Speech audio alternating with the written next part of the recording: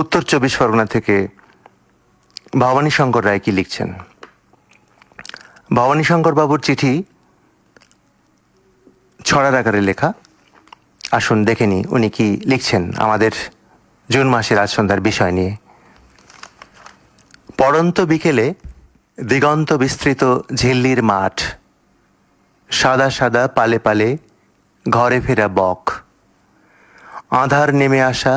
জনকোলাহল মুক্ত সবুজ ফসলের ক্ষেত অথবা কেটে নেওয়া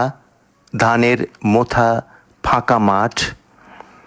মেঘমুক্ত জ্যৈষ্ঠের গরম মাখা অসীম জলরাশির শীতল হাওয়া, দলে দলে ফিরে যাওয়া মাছ ধরতে আসা কচি কাঁচা, রাখাল গরুর পাল নিয়ে একসাথে গোধূলি বেলায় ফেরা, সন্ধ্যা নেমে আসার মুহূর্তে প্রান্তপল্লীর গৃহবধূর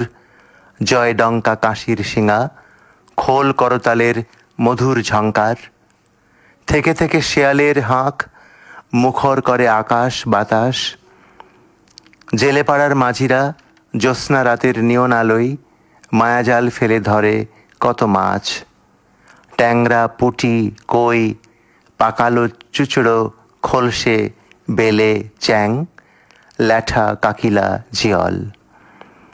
থেকে থেকে মেঠো সুরে গেয়ে ওঠা গান, হরি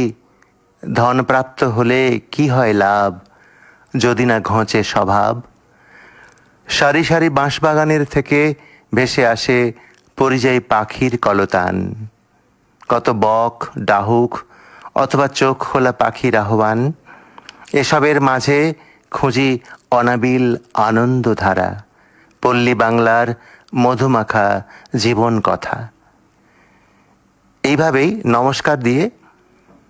আমার আশ্রয় আমার পরিবেশ এই বিষয় নিয়ে ছড়ার আকারে চিঠি শেষ করেছেন ভবানী শঙ্কর রায়, ঝাউডাঙ্গা, উত্তর ২৪ পরগনা থেকে।